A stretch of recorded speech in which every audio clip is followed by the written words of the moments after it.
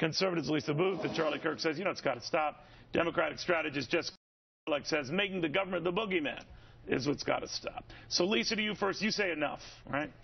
Absolutely enough. Look, this is absolutely deplorable, and this kind of government waste and abuse needs to be addressed immediately. Look, Neil, tax day is coming, and this is a slap in the face to the taxpayers who are going to have to foot the bill for the federal government's $125 billion mistakes. That is a lot of money. That's money that could be spent towards paying down our national debt, towards replenishing highways across the country. But look, we're never going to address fraud and abuse and this sort of government waste unless we reduce the size and scope of the federal government and unless we reduce the amount of spending that the federal government is doing. But that starts at the top with President Obama, and we've seen no indication of that changing. No, we haven't seen a zeal on the part of Republicans to change it either. But hope springs eternal. But, here's what I worry about, Jessica, that we're so numb to these type of numbers that we think, 110, 130 billion, what's the big deal? In the scheme of things, it's a rounding error. That's when it worries me, when we just yawn at these numbers. I don't think anyone is yawning at them, and actually everyone's taking it very seriously, particularly because... No, they're not, because they didn't make a big deal of this thing going on with 110 billion. They did. They just had a hearing that was specifically on Social Security fraud, and this number, actually, the numbers in terms of fraud had gone down for 3 years, and this year there was a huge leap, so they need to find out why. What they were saying is, we're making progress because it's only this sum now. That's what I'm saying. Well, and as to your point that you made in the beginning of the whole segment, that when you're talking about these large numbers, then yes, if you're looking at the 10% rule and you're going to have fraud, I mean, it's a travesty that there is fraud going on and there are people out there who are essentially perpetrating this fraud. Fraud is going on, and even on a small percentage basis, which I don't buy, it's a small percentage.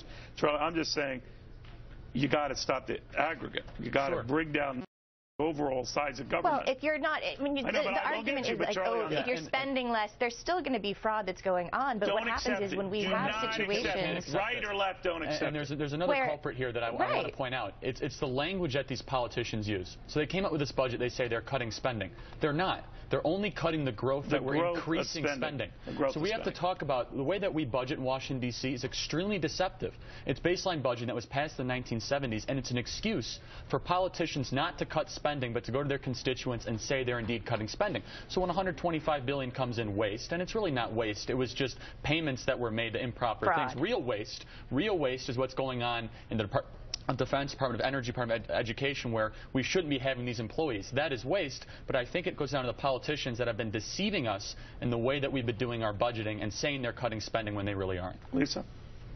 Well, I absolutely agree with that. And, there are a lot of budgeting gimmicks that Congress uses to, make it look like we're spending less money than we are.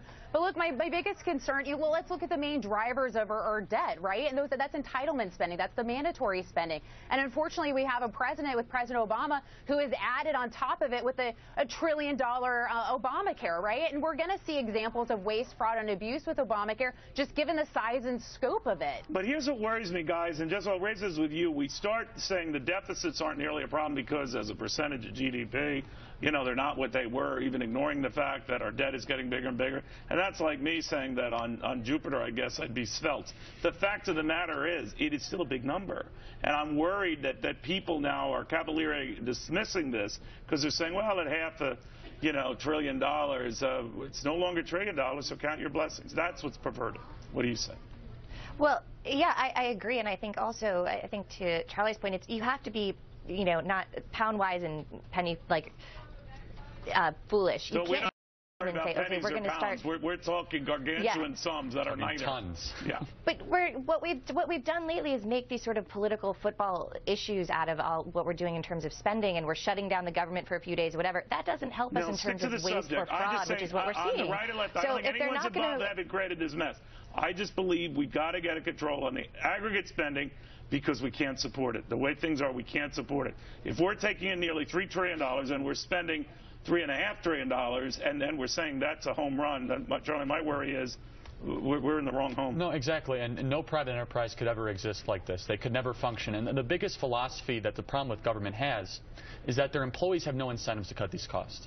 every year they have to spend every single dime that they get. Or they're not going to get that budget. Or they're not going to get the budget next year. So they spend it on extravagant, wasteful things, and they have no incentives to cut the costs. Where in a private sector, they say, well, we have some money left over. Let's try to save the money or roll it into the next year. The whole philosophy with government is around waste, fraud, and abuse, and it won't change unless we change the language and the culture that goes with it.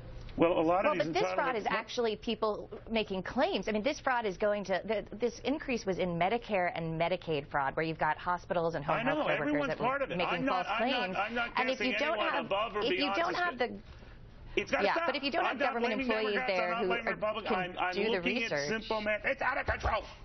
That's what I'm saying.